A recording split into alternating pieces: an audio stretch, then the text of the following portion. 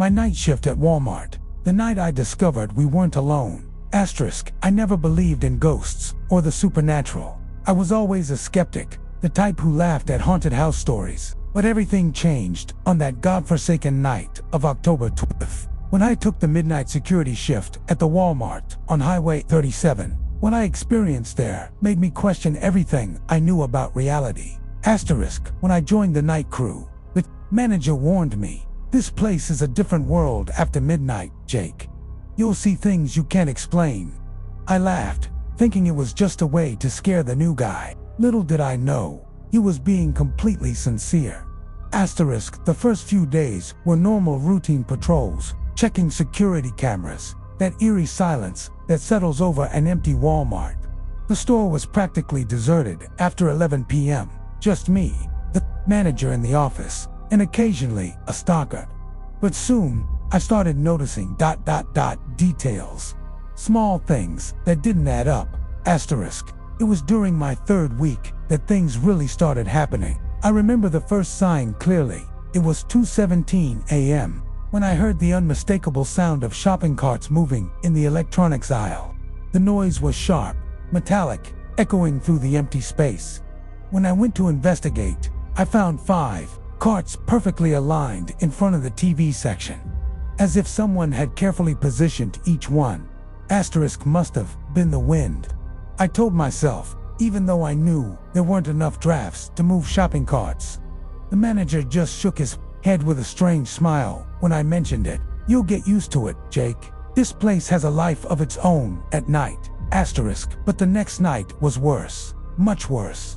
During my 3 a.m. rounds, I found the same carts, this time stacked in a formation resembling a cross, completely blocking aisle 7. The creepiest part, when I checked the security footage, it showed the carts moving on their own, as if being dragged by something that didn't appear on camera. The video quality was perfect. No glitches there, with simply no one pulling those carts. That's when I started noticing the man in the back room. He first appeared during my 4th week, a tall, thin figure wearing the standard Walmart blue vest.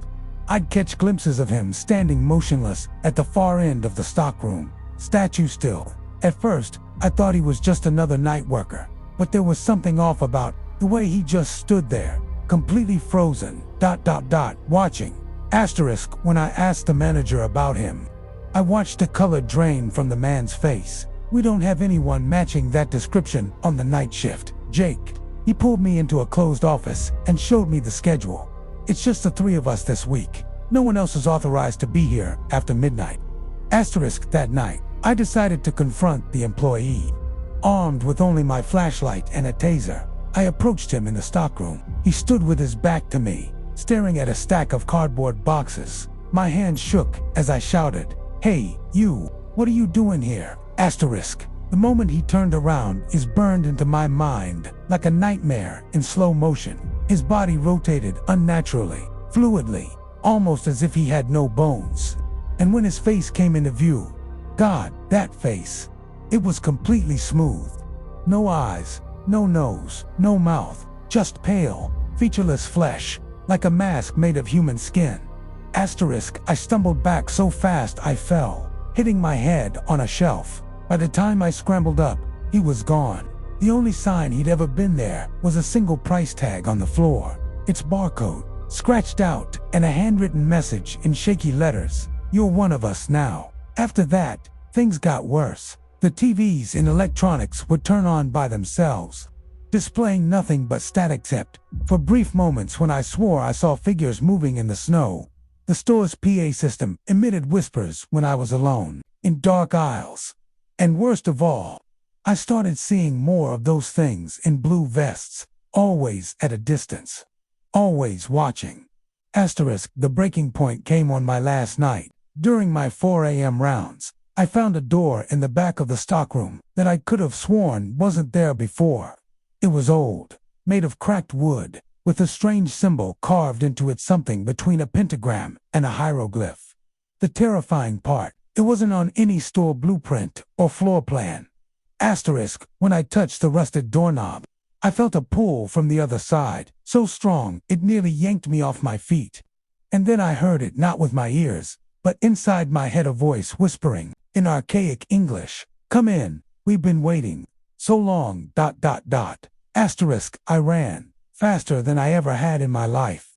I didn't even stop to grab my things. The next morning, I quit over the phone. But the story doesn't end there. 2 years later, an old coworker sent me a video. It was nighttime security footage from the store. In the grainy images, I could clearly see humanoid figures in Walmart vests moving through the empty aisles. They walked strangely, almost gliding, and none of them had faces. Last week, I got a text from an unknown number. "You know where we are. Come back to the shift." To this day, I refuse to step foot in a Walmart after dark, because I know they're still there, waiting, watching, and I'm terrified deep down in my bones that one day they might decide to come for me. Because that note was right. After that night, in some way, I really did become one of them.